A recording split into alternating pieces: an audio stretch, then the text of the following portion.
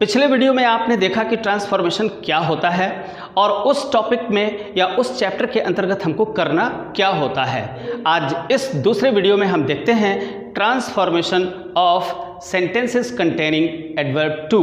जी हाँ, आज के इस वीडियो में हम लोग देखेंगे कि ऐसे सेंटेंसेस जिनमें एडवर्ब टू TOO, तो एडवर्ब टू का जहाँ पर प्रयोग होता है वहाँ पर आपसे अक्सर एक ऐसा प्रश्न किया जाता है कि उस सेंटेंस से आप एडवर्ब टू को रिमूव करिए। आज हम देखते हैं वो सारे के सारे सेंटेंसेस जिनमें एडवर्ब टू का प्रयोग होता है।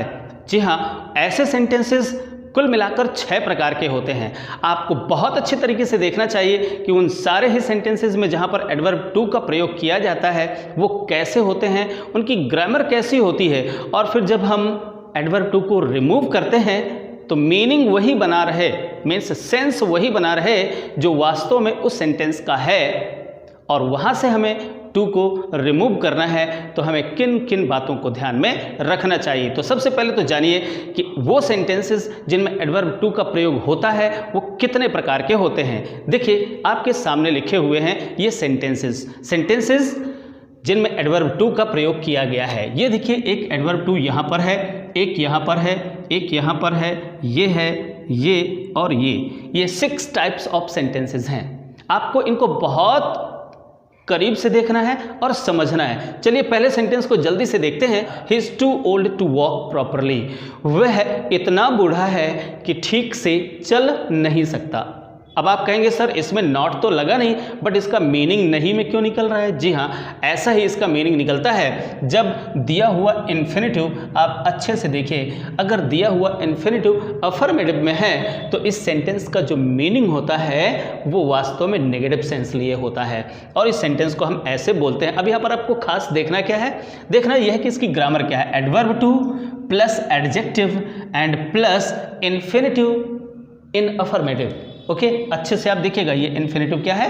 अफर्मेटिव में है। Okay, so adverb too plus adjective plus infinitive. अब यहाँ पर एक बात और गौर करने वाली है कि ये जो इन्फिनेटिव है इसका जो डूअर है, मीन्स इन्फिनेटिव मीन्स एक एक्शन वर्ड होता है और उस एक्शन वर्ड का कोई एक डूअर भी होता है। तो आप ज़रा गौर करें कि इस इन्फिनेटिव से रिलेटेड जो डूअर है या जो सब्जेक्ट है वो कौन है?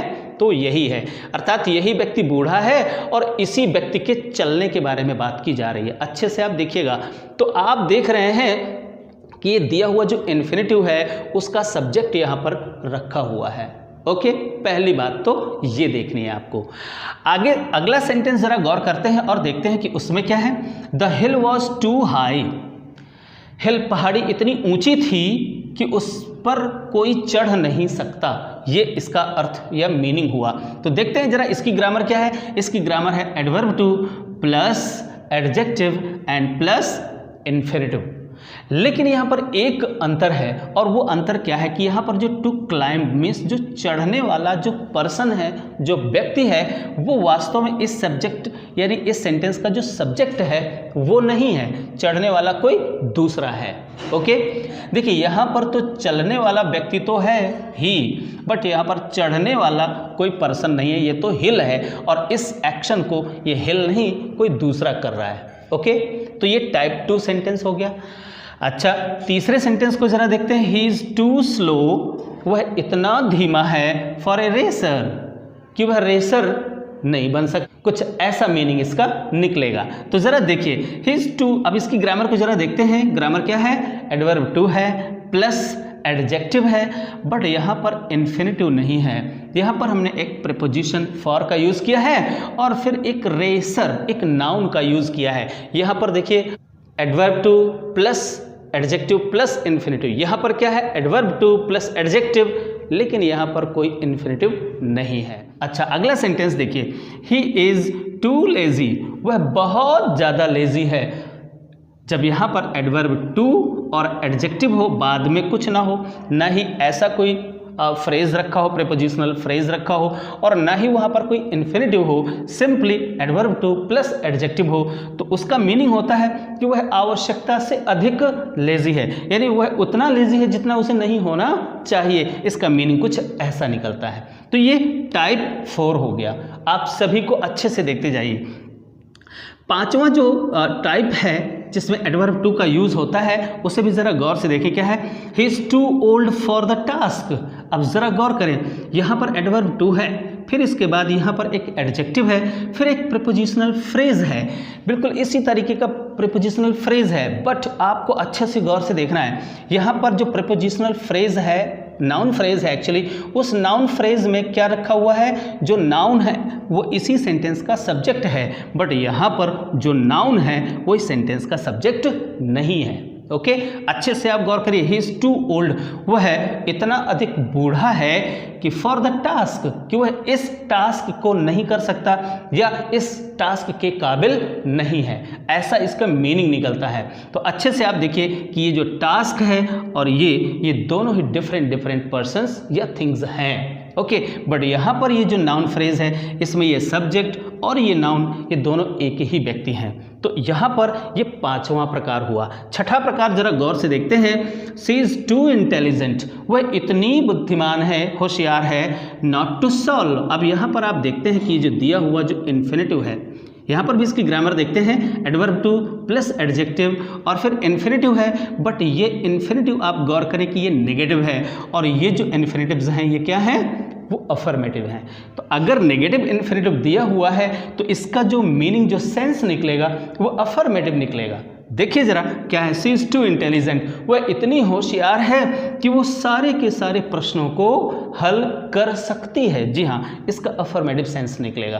तो ये 6 प्रकार के सेंटेंसेस होते हैं जिनमें एडवर्ब टू का यूज किया जाता है और आपसे एग्जामिनेशन में पूछा जाता है कि इन सभी सेंटेंसेस से एडवर्ब टू को रिमूव करिए, अर्थात यहाँ पर से इस टू को हटाना है। आपको क्या करना है?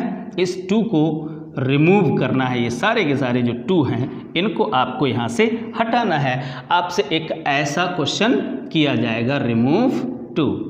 ओके, नाउ अब आपको ये देखना है कि जब हम इस सेंटेंस से इस टू को रिमूव करें तो मीनिंग वही बना रहना चाहिए जो इस सेंटेंस का है। मीनिंग मतलब उसके सेंस में कोई परिवर्तन नहीं होना चाहिए और एडवर्ब टू भी हट जाए और मीनिंग भी वही बनी रहे। तो चलिए बारी बारी से हम देखते हैं इन सभी प्रकार के जो सेंटेंसेस हैं, उन सेंटेंसेस में से जब हम एडवर्ब टू को रिमूव करेंगे तो हमें कौन कौन से स्टेप्स फॉलो करने चाहिए। तो चलिए अगली स्लाइड में पढ़ते हैं। अब देखिए यहाँ पर टाइप 1 सेंटेंस लिखा हुआ है और उस सेंटेंस में से हमको इस एडवर्ब टू को रिमूव करना है और इस टू को रिमूव करने के लिए हमें कौन कौन से रूल्स फॉलो करने चाहिए, ये सारे के सारे रूल्स मैंने लिख दिए हैं। अगर आप चाहें तो इसका एक स्क्रीनशॉट ले लीजिए। अब देखते हैं इस सेंटेंस को हम प्रॉपरली करके देखते हैं कि आखिर इस टू को हटाते समय हमें कौन कौन से काम करने चाहिए। तो चलिए शुरू करते हैं। ज़रा देखते हैं, ऐसे सेंटेंसेस में आपको सब्जेक्ट एंड वर्ब में कोई चेंज नहीं करना होता है। तो चलिए सीधे सब्जेक्ट रखा और इज। अब यहाँ पर जो चेंज शुरू होता है वो कहाँ से? सीधे एडवर्ब टू से ही शुरू होता है और इस एडवर्ब टू के स्थान पर इसको हटाएंगे और इसके स्थान पर हम सो का प्रयोग करेंगे। ऑलराइट, अच्छा अब आगे बढ़ते हैं और दिए हुए एडजेक्टिव को ज्यों का त्यों रख देते हैं। तो ही इज सो ओल्ड, इतना आ गया। ऑलराइट, तो एडवर्ब टू के स्थान पर सो और दिया हुआ जो एडजेक्टिव है वो ज्यों का त्यों एज इट इज रखा रहेगा। अब आते हैं इस इन्फिनेटिव वाले पार्ट पर। तो जहाँ से इन्फिनेटिव शुरू होता है बस वहीं पर हमको एक दैट वाली क्लॉज का निर्माण करना होता है। जी हाँ, एक दैट सबऑर्डिनेटिंग कंजंक्शन है, उसका यूज करना होता है और हमें एक सबऑर्डिनेट क्लॉज बनानी होती है। इट मीन्स जब हम एडवर्ब टू को रिमूव करेंगे तो ये एक सिंपल सेंटेंस है और इसे हमें एक कॉम्प्लेक्स सेंटेंस में बदलना होता है। जी हाँ, तो यहाँ पर हमने क्या किया? दैट का यूज किया। जी हाँ, ये एक कंजंक्शन हुआ, सबऑर्डिनेटिंग कंजंक्शन दैट। ओके, अब इसके बाद हम आते हैं और फिर इस दैट वाली क्लॉज के लिए हमें यहाँ पर चाहिए एक सब्जेक्ट। ओके, तो हमें कौन सा सब्जेक्ट रखना है बहुत अच्छे से आप समझिएगा। हमको यहाँ पर सब्जेक्ट रखना है इस इन्फिनेटिव से संबंधित। अब अगर ये इन्फिनेटिव दिया हुआ जो इन्फिनेटिव अगर एक्टिव वॉइस में है तो इसका डूअर चाहिए और अगर पैसिव वॉइस में है तो इसका ऑब्जेक्ट चाहिए। डूअर मीन्स इसका कर्ता, यानी यहाँ पर चलने का काम हो रहा है तो चलने वाला व्यक्ति चाहिए। और अगर यहाँ पर कोई पैसिव वॉइस का इन्फिनेटिव दिया होता है यानी टू रखा होता, बी रखा होता और वर्ब की थर्ड फॉर्म रखी होती तो फिर ये पैसिव वॉइस में होता तो हमें इसका ऑब्जेक्ट चाहिए। आप तो जानते हैं कि अगर एक्टिव वॉइस की वर्ब होगी तो उससे पहले सब्जेक्ट के रूप में डूअर होगा, और अगर पैसिव वॉइस की वर्ब होगी तो सब्जेक्ट के रूप में उसका ऑब्जेक्ट होता है। जी हाँ, तो आप देख रहे हैं टू प्लस वर्ब की फर्स्ट फॉर्म यहाँ पर एक्टिव वॉइस की या इन्फिनेटिव है, और इससे संबंधित हमें इसका सब्जेक्ट चाहिए, और सब्जेक्ट कौन होगा? इसका डूअर होगा, मीन्स चलने वाला व्यक्ति हमें चाहिए। तो चलने वाला कौन है? ये सेंटेंस हमें पता चल रहा है कि यही है, ही, तो इधर आ जाएगा, ये ही आ जाएगा। ओके, इसका मतलब क्या निकल रहा है? वो इतना बूढ़ा है कि ठीक से चल नहीं पा रहा है, तो चलने वाला कौन? वही है ना, ही। अब अगर सपोज यहाँ पर कोई प्रॉपर नाउन लिखा होता, राम लिखा होता, सोहन लिखा होता, तो सोहन नहीं बल्कि सोहन के लिए हम यहाँ पर प्रोनाउन का यूज़ करते ही। अगर सी लिखा होता या द ओल्ड वुमन लिखा होता तो हमें वुमन ना लेकर के हमें प्रोनाउन को यहाँ पर लाना होता है। ओके, यहाँ पर हमने ही रखा। अब क्या करते हैं इसके बाद में? अब देखिए दैट वाली क्लॉज में दिए हुए इन्फिनेटिव से रिलेटेड सब्जेक्ट को ले आए। जी हाँ, सब्जेक्ट ले आए। अब हमें यहाँ पर अपनी तरफ से एक ऑक्सिलरी वर्ब का यूज़ करना है, यानी हेल्पिंग वर्ब का यूज़ करना है। और वो हेल्पिंग वर्ब क्या होती है आपको अच्छे तरीके से समझना चाहिए। अगर ये आपकी प्रिंसिपल क्लॉज प्रेजेंट टेंस में है तो आपको साधारणतया यहाँ पर जो हेल्पिंग वर्ब है वो आप कैन, नॉट इसका प्रयोग करते हैं। अगर ये पास्ट टेंस में होता तो इसे कुड नॉट में यूज़ करते हैं। ओके, आगे और भी लिखा है विल नॉट या वुड नॉट भी हो सकता है। कभी यहाँ पर विल नॉट आएगा, मैं भी आपको डिस्कस करने जा रहा हूँ कि यहाँ पर विल नॉट या डज नॉट या डू नॉट का प्रयोग हम कर सकते हैं, तो कब करेंगे? फिलहाल यहाँ पर भी कैन नॉट का यूज़ किया। अगर ये पास्ट टेंस में होती वो तो यहाँ पर ये कुड नॉट हो जाता। अच्छा, यहाँ पर हम विल नॉट और डू या डज नॉट का प्रयोग कब कर सकते हैं ये भी आप अच्छे से यहीं पर समझ लीजिए। ओके, अब देखिए अगर यहाँ पर क्षमता, कैन नॉट, कैन एक मॉडल वर्ब है और आप जानते हैं कैन का प्रयोग कहाँ पर होता है? जहाँ पर क्षमता, योग्यता, शक्ति और सामर्थ्य जैसी कोई बात हो रही हो तो हम कैन नॉट का प्रयोग करेंगे। ऑलराइट, और अगर ऐसा नहीं तो फिर हम विल नॉट या वुड नॉट। अगर यहाँ पर ये प्रेजेंट टेंस में है तो विल नॉट ही आ जाएगा, अगर पास्ट टेंस में है तो विल का पास्ट फॉर्म वुड नॉट हो जाएगा। इसी प्रकार से डू, डज या डिड का प्रयोग हम यहाँ पर कर सकते हैं। ओके, अच्छा, अपनी तरफ से कैन नॉट का यूज़ किया, और कैन नॉट का यूज़ करने के बाद दिए हुए इन्फिनेटिव को, ये जो इन्फिनेटिव है ना, इस इन्फिनेटिव को यहाँ पर हम बेयर इन्फिनेटिव या मेन वर्ब के रूप में यूज़ करते हैं। अब कैन नॉट एक मॉडल है और मॉडल के बाद यहाँ पर बेयर इन्फिनेटिव आता है और क्या बन जाएगा? Can not walk. ओके, अब अगर यहाँ पर डू या डज या डू डज नॉट लग जाता तो यही यहाँ पर इसकी मेन वर्ब बन जाती। यहाँ पर ये इन्फिनेटिव ही है बट इसको हम बेयर इन्फिनेटिव बोलते हैं। So can not walk properly. Okay, इस प्रकार से हम इस सेंटेंस को बनाते हैं और यहाँ से इस टू को रिमूव कर देते हैं, बट सेंस वही है। जो इस सेंटेंस का जो सेंस है, मीनिंग है, मतलब है, वही दूसरे बने हुए सेंटेंस का मतलब है। अब देखिए इस सेंटेंस का क्लियर मतलब आपको समझ में आएगा। ही इज सो ओल्ड, वह इतना बूढ़ा है कि वह ठीक से चल नहीं सकता है। यहाँ पर कैन नॉट का यूज़ किया गया है क्योंकि वास्तव में उसके चलने की शक्ति या सामर्थ्य का बोध कराता है, इसलिए हमने कैन नॉट का यूज़ किया है। बट अगर यहाँ पर उसके स्वभाव, उसके नेचर की बात होती तो फिर हम यहाँ पर विल नॉट या डू नॉट या डज नॉट का यूज़ कर सकते थे। ओके, तो चलिए दूसरे टाइप की ओर बढ़ते हैं। अब इस टाइप 2 सेंटेंस को ठीक से पढ़ते हैं और समझते हैं क्या मतलब है। The hill was too high, पहाड़ी इतनी ऊंची थी टू क्लाइंब इट अप, कि इस पर कोई चढ़ नहीं सकता था। इसकी ग्रामर को मैंने पहले भी डिस्कस किया, एक बार फिर से देख लेते हैं। एडवर्ब टू है, एडजेक्टिव है और दिया हुआ इन्फिनेटिव है। बट यहाँ पर एक अंतर है। अंतर क्या है कि यहाँ पर चढ़ने वाला जो व्यक्ति है, पहाड़ी पर जो चढ़ने वाला व्यक्ति है वो वास्तव में यहाँ पर नहीं है। ओके, मीन्स ये पहाड़ी, तो इस काम को ये पहाड़ी नहीं कर रही है, कोई दूसरा व्यक्ति कर रहा है। इट मीन्स यहाँ पर जो दिया हुआ इन्फिनेटिव है एक्टिव वॉइस में है। टू प्लस वर्ब की first form means infinitive active voice में है, और एक्टिव वॉइस में है तो हमें इसका जो डूअर है मीन्स जो करता है, इस काम को करने वाला जो है वो होना चाहिए हमारे पास यहाँ पर। ओके, तो अब यहाँ पर करता नहीं है, और जब करता नहीं होता है तो हम क्या करते हैं, कैसे करते हैं, चलिए देखते हैं। आप तो जानते हैं, मैं पहले बतला चुका हूँ, सब्जेक्ट और वर्ब में कोई छेड़छाड़ नहीं, सीधे उसको रखते हैं। द हिल वॉज, इसके बाद इस टू के स्थान पर हमें सो रखना है और दिया हुआ एडजेक्टिव यहाँ पर ज्यों का त्यों रख देना है।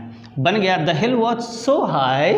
अब यहाँ पर दैट लगाकर एक सबऑर्डिनेट क्लॉज की रचना करनी है। अब दैट के बाद हमें सब्जेक्ट चाहिए। अब सब्जेक्ट कौन होगा? चूंकि यहाँ पर टू प्लस वर्ब की फर्स्ट फॉर्म, इनफैक्ट ये क्या है? एक्टिव वॉइस है। अब अगर ये पैसिव वॉइस में होता टू बी क्लाइंब्ड, अगर ऐसा लिखा होता तो पैसिव वॉइस हो जाता। तो पैसिव वॉइस में कर्म की जरूरत होती है हमें यहाँ पर सब्जेक्ट के रूप में, तो कर्म तो यहाँ पर मौजूद है। ये हिल क्या है? इस क्लाइंब नामक जो वर्ब है, इस वर्ब का ऑब्जेक्ट है यहाँ पर। तो हम इस हिल के लिए इट रख देते और पैसिव वॉइस की वर्ब आ जाती, नो प्रॉब्लम। अगर यहाँ पर टू बी क्लाइंब्ड होता, क्या होता? टू बी क्लाइंब्ड, अगर ऐसा लिखा होता तो अब ये पैसिव वॉइस में वर्ब हो गई। अब अगर पैसिव वॉइस में होती तो पैसिव वॉइस की वर्ब के लिए हमें क्या चाहिए? इस वर्ब का ऑब्जेक्ट चाहिए। तो चढ़ा जा रहा, किस पर चढ़ा जा रहा है? हिल पर चढ़ा जा रहा है। तो ये हिल क्या है? वास्तव में इसका ऑब्जेक्ट है। तो इसके लिए हम यहाँ पर इट रख देते और इट के बाद यहाँ पर कैन नॉट बी क्लाइंब्ड ऐसा कर देते। बस सिंपली हम इस टू बी क्लाइंब्ड को क्या कर देते? यहाँ पर कैन लगाते या कुड लगाते, वाज है कुड लगाते, that it could not be climbed, ऐसा हो जाता। बट हम ऐसा नहीं कर सकते क्योंकि ये दिया हुआ जो इन्फिनेटिव है वो एक्टिव वॉइस में है और इसको चाहिए, इसका डूअर चाहिए, यानी कर्ता चाहिए। तो अब जब यहाँ पर इस सेंटेंस में कर्ता नहीं है तो आपको सिंपली कर्ता के रूप में, मीन्स डूअर के रूप में आपको वन, ONE इसका यूज़ कर लेना चाहिए। दैट वन कुड नॉट, यहाँ पर आपको कुड का प्रयोग करना पड़ेगा। क्यों? क्योंकि आपकी जो मेन क्लॉज है, जो प्रिंसिपल क्लॉज है वो पास्ट टेंस में है, इसलिए यहाँ पर प्रयुक्त होने वाला जो कैन है वो भी अपने पास्ट फॉर्म में आ जाएगा। Okay, so one could not climb it up, very simple, climb it up, इस तरीके से आपने बना दिया। इसी में एक और भी चीज़ आ जाती है, कभी कभी ऐसा सेंटेंस होता है the hill was too high for me, यहाँ पर एक फ्रेज लगा होगा फॉर मी हो सकता है, फॉर यू हो सकता है, फॉर अस हो सकता है, फॉर देम हो सकता है, कुछ भी ऐसा अगर हो तब फिर इसका मतलब क्या होता है?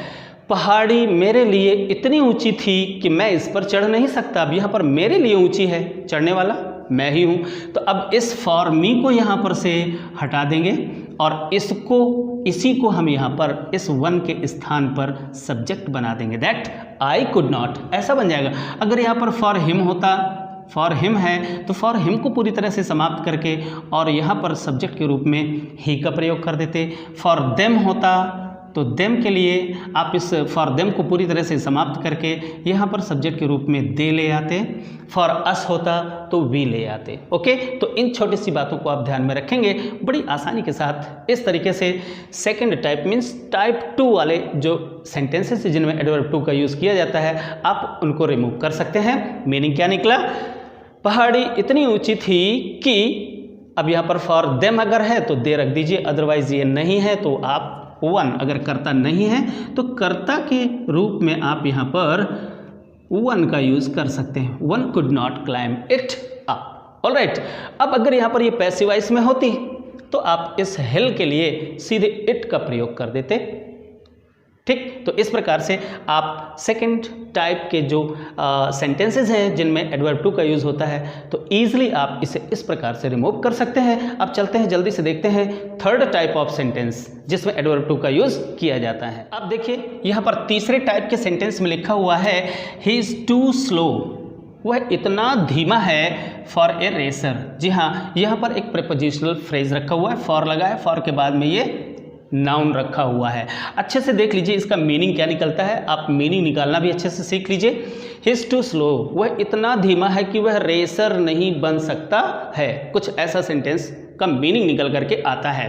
ओके, तो अब आपको यहाँ पर से इस टू को जब रिमूव करना है तो आपको सिंपल सा क्या पैटर्न देखना चाहिए, ज़रा देखिए। ही इज़, इसमें आपको कुछ चेंज नहीं करना है, टू को हटा देना है और इसके स्थान पर सो का यूज़ करना है। ही इज़ सो स्लो, वह इतना धीमा है, आपको यहाँ पर दैट कंजंक्शन लगाना है, एक सबऑर्डिनेट क्लॉज की रचना करनी है। अब इसके लिए आपको क्या करना है, कौन है ये रेसर, कौन है, यही है, तो इसके लिए हम यहाँ पर वही प्रोनाउन ले आते हैं ही। अब अपनी तरफ से यहाँ पर कैन नॉट का प्रयोग करते हैं या कुड नॉट का प्रयोग करते हैं। प्रेजेंट टेंस में कैन नॉट का यूज़ कर लिया, so that he can not. अब यहाँ पर आपको फॉर को रिमूव कर देना है और यहाँ पर बी का प्रयोग करना है। ओके, अच्छे से आप देख लीजिए, अगर यहाँ पर नाउन रखा हुआ है तो आपको बी का प्रयोग करना है, कैन नॉट के बाद में बी का प्रयोग करना है। He can not be a racer, और इस नाउन को यहाँ पर रख दिया जाता है, he can not be a racer. Okay, तो सेंस इस प्रकार से निकला है कि वह इतना स्लो है, इतना धीमा है कि वह एक रेसर नहीं हो सकता या रेसर नहीं बन सकता। इस प्रकार से इसका मीनिंग निकलता है। ये आपका तीसरे टाइप का सेंटेंस है जिसमें एडवर्ब टू का यूज़ किया जाता है, और जब हम यहाँ पर से इस प्रकार के सेंटेंस से एडवर्ब टू को हटाते हैं तो फिर हमें इस प्रकार के सेंटेंस की रचना करनी चाहिए। जल्दी से देखते हैं चौथे प्रकार का सेंटेंस। अब इस चौथे टाइप के सेंटेंस को बड़े गौर से देखिएगा, और इसको कई प्रकार से हम चेंज कर सकते हैं जब हम टू को रिमूव करेंगे। पहला और सबसे आसान तरीका देखिए, बतलाता हूँ। ही इज़ टू क्लेवर, इसमें केवल एडवर्ब टू है और क्लेवर है। ओके, मीन्स एडजेक्टिव है। अब अगर आप इसको सिंपलीस्ट वे पे आप इसको चेंज करना चाहें और टू को हटाना चाहें तो आप सिंपली क्या कर सकते हैं, ही इज़, ये सब्जेक्ट एंड वर्ब सेम रहेगी, और इस टू के स्थान पर हमें एक दूसरा एडवर्ब रख देना चाहिए, और वो एडवर्ब हो सकता है वेरी, हो सकता है या एक्सट्रीमली, हो सकता है या एक्सेसिवली, हो सकता है। तो इस टू के स्थान पर हमें सो का प्रयोग नहीं करना, बल्कि क्या करना है, वेरी का प्रयोग करना है, एक्सट्रीमली का प्रयोग करना है, एक्सेसिवली का प्रयोग करना है, ओवर का प्रयोग करना है। जो भी ज़्यादा उपयुक्त लगे आप उसका यहाँ पर प्रयोग करिए और सिंपली क्लेवर लिख दीजिए। क्लेवर पहला तरीका तो ये हुआ। ओके, दूसरे तरीके के अनुसार अगर हम चाहें, ऐसा नहीं करना चाहते हैं, तो सिंपली आप इसको कैसे लिख सकते हैं, ही इज़ क्लेवर, और यहाँ पर एक फ्रेज का इस्तेमाल करना है, beyond the proper limit, beyond the proper limit. Okay, इस तरीके से आप यूज़ कर सकते हैं। बट एक और भी तरीका है जो इससे ज़्यादा अच्छा है, हाँ, बट थोड़ा सा आपको सतर्क रहना पड़ेगा। क्या करना पड़ेगा, यहाँ पर हम डिग्रीज यानी कंपैरेटिव डिग्री का प्रयोग करके भी इस सेंटेंस को बड़ी आसानी से और बहुत अच्छे तरीके से कह सकते हैं। कैसे कहते हैं ज़रा देख लीजिए। ही इज़ और टू को पूरी तरह से समाप्त कर दिया, और यहाँ पर जो दिया हुआ एडजेक्टिव है इसके हमने यहाँ पर कंपैरेटिव डिग्री का यूज़ किया, ही इज़ क्लेवरर। अब हमने यहाँ पर कंपैरेटिव क्लेवर और उसमें ER जोड़ दिया, तो ये कंपैरेटिव डिग्री का प्रयोग किया। और देन, आप जानते हैं जब कंपैरेटिव डिग्री का हम प्रयोग करते हैं तो ये जो देन होता है इसका भी यूज़ करते हैं। सो ही इज़ क्लेवरर देन। अब वास्तव में इसका मीनिंग क्या है, वह बहुत ज़्यादा चतुर है। कितना चतुर, इनका मीनिंग क्या होता है, वह जितना उसे चतुर होना चाहिए उससे भी कहीं अधिक है। तो हम बस कंपैरेटिव डिग्री का प्रयोग करके ऐसा ही एक सेंटेंस यूज़ कर लेते हैं, he is cleverer than he should be. इस तरीके का जब हम प्रयोग करते हैं तो ये ज़्यादा बेहतर होता है, और आप इस तरीके से इस सेंटेंस को अगर बोलते हैं तो ये और ज़्यादा इफेक्टिव दिखाई पड़ता है, और उसका मीनिंग इनफैक्ट और अधिक क्लियर हो जाता है। इनसे अधिक क्लियर ये सेंटेंस अपनी मीनिंग को कन्वे कर सकता है। तो ये 3 तरीके हैं, आपको जो भी पसंद हो आप कर सकते हैं। अब देखते हैं टाइप 5। अब इस टाइप 5 और टाइप 6 जो सेंटेंसेस हैं जिनमें एडवर्ब टू का यूज़ किया गया है, आपको बहुत करीब से देखना है और बहुत ध्यान से सुनना है। ही इज़ टू, आप जानते हैं जहाँ पर ये एडवर्ब टू का यूज़ कर लिया जाता है और फॉर लग जाए या इन्फिनिटिव भी लग जाए तो भी उसका सेंस नेगेटिव ही होता है। देखिए, वह इतना बूढ़ा है फॉर द टास्क, इस टास्क के लिए कुछ ज़्यादा ही बूढ़ा है। इसका क्या मतलब है कि वह इतना बूढ़ा है कि इस काम के लिए, इस टास्क के लिए, टास्क माने कोई वर्क, कोई काम, इस काम के लिए वह उपयुक्त नहीं है। ऐसा ही इसका मीनिंग निकलता है। अब हमें ऐसा ही सेंटेंस कुछ लिखना भी है, तो ज़रा देखिए कैसे। ही इज़ सो ओल्ड, आपको वही काम करना है, टू के स्थान पर सो का यूज़ करना है, ओल्ड एडजेक्टिव रख दिया। अब इस फ्रेज के स्थान पर हमें क्या करना है, एक क्लॉज का निर्माण करना है, और वो दैट। ओके, अब टास्क के लिए कौन कौन उपयुक्त नहीं है? यही पर्सन। तो यहाँ पर हम इस पर्सन को ले आएंगे ही। ओके, तो ही इज नॉट, यहाँ पर इस सेंटेंस को नेगेटिव बनाना पड़ेगा। ही इज नॉट फिट, उपयुक्त नहीं है। He is not fit for the task, कि वह उस टास्क के लिए फिट नहीं है। बस इतनी सी बात आपको करनी है और इस सेंटेंस को आप इस प्रकार से लिख सकते हैं और टू को रिमूव कर सकते हैं। अब यहाँ पर इस सेंटेंस की रचना आपको अपने कॉमन सेंस का प्रयोग करके करनी पड़ेगी। दूसरा सेंटेंस भी मैंने आपको एक और एग्जाम्पल इसी तरह का एक एग्जाम्पल दिया है, जरा इसको भी जरा देखिए क्या है sentence. The work is too large, काम इतना बड़ा है फॉर मी, कि मैं इसको हैंडल नहीं कर सकता या मैं इसको कर नहीं सकता, ऐसा कुछ इसका मीनिंग निकलता है। अर्थात मेरे लिए काम बहुत ज़्यादा लार्ज है। इसका मीनिंग क्या है? इसका मीनिंग यही है कि काम इतना लार्ज है कि मैं इसको संभाल नहीं सकता, यही इसका मीनिंग निकलता है। और इसी मीनिंग के अकॉर्डिंग आप एक सेंटेंस को बना दीजिए। इसी प्रकार का एक दैट वाली क्लॉज का सेंटेंस बना दीजिए और यहाँ पर इस सेंटेंस को नेगेटिव लिख दीजिए। कैसे? The work is so large, यहाँ पर आप बनाएंगे the work is so large that, conjunction लगाइए, दैट वाली क्लॉज का निर्माण करिए। दैट फॉर मी, मेरे लिए है, तो मैं, मेरे लिए ये काम मेरे लिए है, तो मैं, यहाँ पर आई आ गया, दैट आई, यहाँ पर फॉर मी को हटाएंगे, दैट आई लगाएंगे। भाई आपको ये देखना है कि ये फॉर मी, मेरे लिए काम बड़ा है, तो काम को करने वाला कौन है? मैं ही हूं। तो फॉर मी को हटाएंगे और दैट वाली क्लॉज को आई सब्जेक्ट बना देंगे, इस फॉर मी को हटा देंगे आई। और अब यहाँ पर एक सूटेबल सा सेंटेंस आप अपनी तरफ से बना दीजिए। I can not handle it, इस तरीके का sentence, I can not handle it, कि काम इतना बड़ा है कि मैं इसको हैंडल नहीं कर सकता या मैं इसको संभाल नहीं सकता। तो इस प्रकार से ये डिफरेंट टाइप्स ऑफ सेंटेंसेस हो जाएंगे।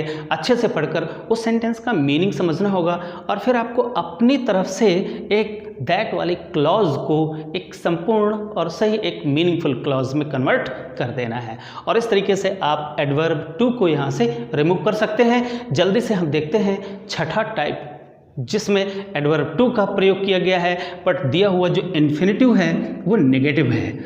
और जब इन्फिनेटिव दिया हुआ इन्फिनेटिव जब नेगेटिव हो तो सिंपली हमें इस दैट वाली क्लॉज में से इस नॉट को भी हटा देना चाहिए। क्यों?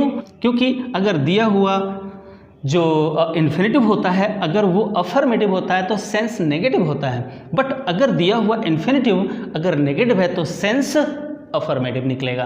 तो सिंपली आपको इस दैट वाली क्लॉज से इस नॉट को हटा देना है। कैसे? सी इज सो इंटेलिजेंट, वह इतनी इंटेलिजेंट है कि दैट सॉल्व करने वाला कौन?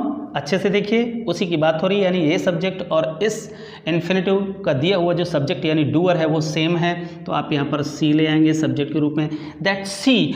अब आप अपनी तरफ से कैन का यूज़ करेंगे। क्यों? क्योंकि कैन ये योग्यता क्षमता को प्रदर्शित करता है, तो फिर कैन का यूज़ कर लिया। और अगर ये दिया हुआ सेंटेंस में जो इन्फिनेटिव है अगर नेगेटिव हुआ तो हमें कैन के बाद नॉट का प्रयोग नहीं करना है। सी कैन सॉल्व, और हम यहाँ पर वर्ब का यूज़ करेंगे, see can solve all the questions. तो इस तरीके से आपने देखा कि ये 6 प्रकार के सेंटेंसेस होते हैं जिसमें एडवर्ब टू का यूज़ होता है, और इन सभी प्रकार के सेंटेंसेस से एडवर्ब टू को रिमूव करने के लिए हमें बस छोटा सा अभ्यास करना होता है। मैं कोशिश कर रहा हूँ कि मैं आपको वीडियो के लास्ट में एक एक्सरसाइज देता हूँ, उस एक्सरसाइज को आप सॉल्व करिए और सॉल्व करने के बाद कुछ सेंटेंसेस कमेंट बॉक्स में लिखकर ज़रूर डालिए। कुछ और भी ऐसे सेंटेंसेस जो आपको थोड़ी सी प्रॉब्लम पैदा कर रहे हो तो कमेंट बॉक्स में आप अपनी प्रॉब्लम्स मुझसे शेयर करिए। मैं आपको प्रॉमिस करता हूँ कि मैं सारे के सारे क्वेश्चंस और उनकी जो प्रॉब्लम्स है आपकी वो प्रॉब्लम्स को मैं आंसर ज़रूर दूंगा। आशा करता हूँ कि ये वीडियो आपको अच्छा लगा होगा। अच्छा लगा है तो भाई जल्दी से लाइक करिए और अपने फ्रेंड्स के बीच में इसको शेयर भी करिए, और अगर आप नए हैं तो भाई जल्दी से इसको सब्सक्राइब कर लीजिए और बेल आइकन को दबाकर ऑल ज़रूर सेलेक्ट कर लीजिए। Thank you very much.